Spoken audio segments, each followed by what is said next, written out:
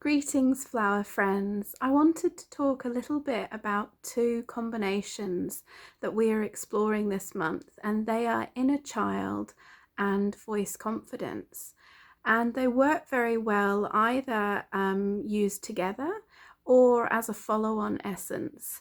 So before I start talking more about them, I just wanted to start this video with a really beautiful quote, and it's in the front of our Findhorn Flower Essences handbook, and it's by Dorothy McLean.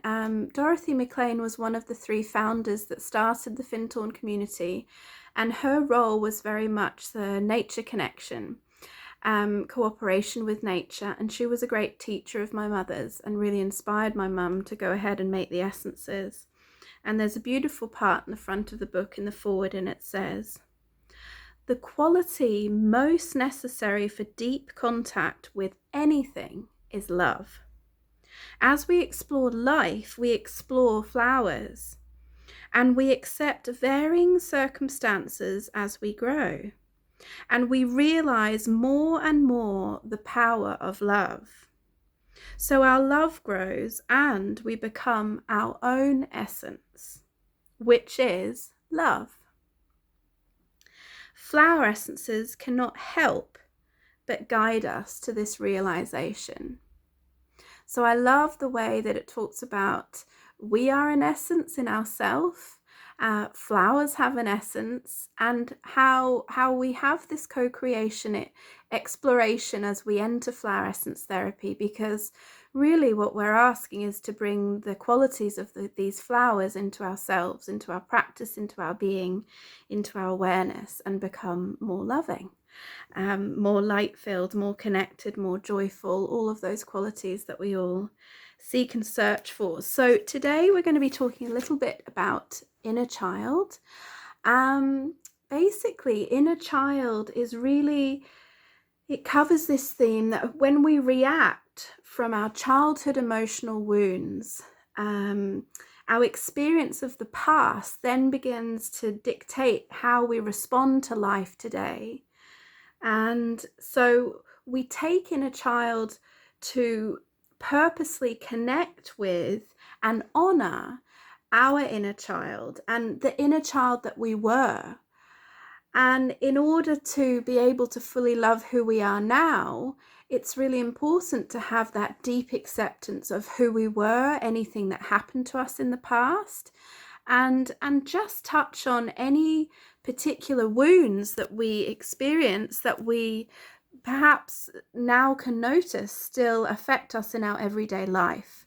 For example, if we were really embarrassed or we were really put down at a specific time in our childhood that was very scary or intimidating or overwhelming, it could be that we bring that experience into our current life, so that whenever we feel embarrassed or we feel that someone is, putting us on the spot, that we automatically flip back to the past time when we felt as a child very vulnerable and very unsupported, and perhaps we didn't have the space to really express our voice at the time. So inner child is a beautiful essence to take when we want to work on healing any childhood traumas, childhood wounds.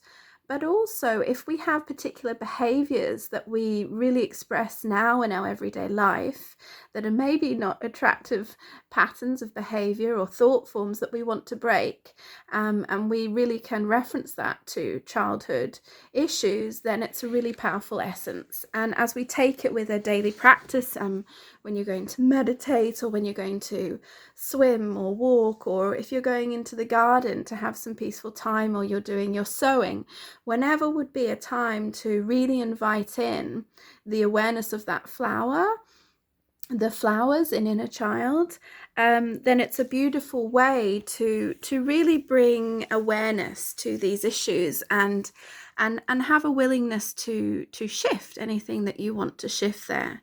So inner child has the solo flowers of daisy, gorse, grass of Parnassus, harebell, lady's mantle, sea holly, and wintergreen.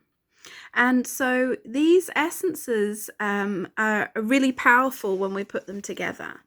And what we know is that Inner Child over the last 20 years has been one of our most popular combinations. In fact, when my mother first created it, it was really for her own practice in seeing clients. It wasn't one that we had on the shelf named Inner Child. It was just a combination of flowers that she very commonly noticed that she was putting together, this quality of nurturing past wounds and inner child. So I'd like to follow on and talk a little bit about voice confidence. Voice confidence is a really powerful essence, and it's very important for me in particular, and has been in the past. It's wonderful for anyone who needs to speak in public. For me, I'm a performer, a singer, songwriter, artist, Celtic harpist. And so in the past, as I was growing up, I had this great passion for music and for performing. I felt very at home playing an instrument or being on stage. However, as soon as the music stopped and everyone was staring at me and waiting for me to talk, you might not believe it now, but I was incredibly shy. So, and didn't like the sound of my own voice, and I didn't ever feel confident that I had anything important to say. So voice confidence was really made for me when I was 17 and left home and went to study music. And I very quickly realized I had this awful fear of being on stage and saying something stupid and people laughing, or I'd said something wrong. So yeah, voice confidence really helps you feel good about yourself and believe in yourself. And as we know, that's really the key to being any great speaker or being confident to give any kind of presentation. Now, another situation when voice confidence is particularly helpful is if you need to speak in front of a partner about a topic that's really important for you, and you maybe want to bring it up in a way that you don't want to have a fight or an argument, but you feel it might be something that would trigger them. And maybe you feel that for that reason, you wouldn't be able to fully say how you feel and what you mean. It might also be with a member of your family. And also commonly we've had inquiries from people at work saying that something's come up with a colleague, and particularly if it's a boss or someone above them, they just don't have the confidence to really say truly what's going on for them. So voice confidence is a wonderful combination, because what we know is when we free ourselves from our own inner critic and inner judgment, then we're really able to let creativity flow. Because once the critique and the judgment stops, we can then connect with the passion, the thing that we are talking about, that we're presenting, or the idea or the issue. And so as we're able to express ourselves, then we become confident, and we become, really fully ourselves, and we become authentic. And as soon as we are being authentically ourselves, then we make a connection. And so that's the really beautiful part of voice confidence, is it's finding that confidence within, so that we can put the critique and the judgment aside and really step into the flow, the inspiration from where we're talking. And that means that we can then connect. And that's when the transformation happens, because even if the topic is difficult between whoever it is you're talking to, or even if you're incredibly nervous, as long as you believe in yourself and you're being authentic, then there's room for connection. And as soon as we have connection, we feel the energy shift, because in this connection, when it becomes a dance between two, even if it's someone listening, if they're actively listening and they believe in what you're saying and they're inspired because you're really walking your talk, you're talking about your passion and you're being true to yourself and authentic, then we have this X factor, and there becomes a flow between the two. So that's also, comes down to trusting ourselves. And once we really listen to the inner voice, the inner voice that really can believe in us, then we get into this state of flow, this flow which is joyful to be in, joyful for others to be around. So voice confidence has the flowers of elecampane, garden pea, holy thorn, lady's mantle, rose alba, Scots pine, sea holly and thistle. Now, of course, it has thistle because thistle is for courage. So, yeah, voice confidence is our lion-hearted, brave, you know, when you really need to speak up and you might not want to, but you just know you have to. So, it's a really wonderful essence.